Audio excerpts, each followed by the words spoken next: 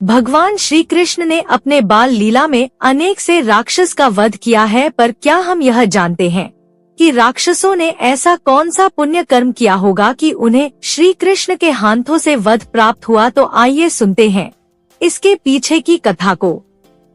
एक समय की बात है, राजा बलि का पुत्र साहसिक राक्षसों को गंधमादन की ओर ले गया।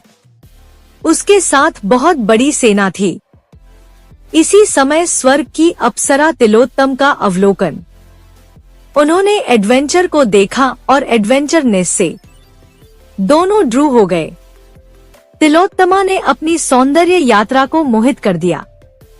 वे दोनों एकांत में यथेच्छ विहार करने लगे। जहां ऋषि दुर्वासा श्री कृष्ण के चरणों का स्मरण कर रहे थे, वे दोनों उस समय कामवश अकेले शून्य थे।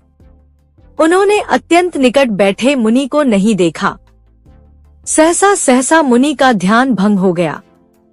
उन्होंने उन दोनों की कुत्सित चेष्टाओं को क्रोधित कहते हुए कहा, दुर्वासा बोले, ओ गधे के समान निर्लज्ज नराधम, उठो।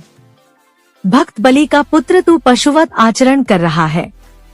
आस्था के सिवा सभी धर्म कर्म में लज्जा करते हैं। विशेष रूप से गधे लज्जा से हीन होते हैं। असल में अब तू गधे की योनि में जा। तिलोत्तमे, तू भी उठ। दैत्य के प्रति ऐसी आसक्ति, तो अब तू दानव योनि में जन्म ग्रहण कर। ऐसा चमत्कारी दुर्वासा मुनि चुप हो गए। फिर वे दोनों लज्जित और जीवंत मुनि की स्तुति करने लगे। साहसिक कार्य बोला मुने, आप ब्रह्मा, विष्णु और साक्षात महेश्वर हैं। भगवान, मेरे अपराध को क्षमा करें, कृपया करें। यो चिल्लाते हुए उन्होंने अपने स्टेज में गिरफेड़ को फूटकर विस्तार दिया। तिलोत्तम बोली, हे नाथ, हे दीन बंधो, कृपया मुझे बताएं। उचक्के में लज्जा और अपना नहीं रह जाता है।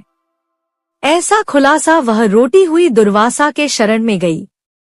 उन दोनों की व्याकुलता देखकर मुनि को दया आ गई। दुर्वासा बोले, दानव, तू विष्णु भक्त बलि का पुत्र है। पिता का स्वभाव पुत्र में रहता है।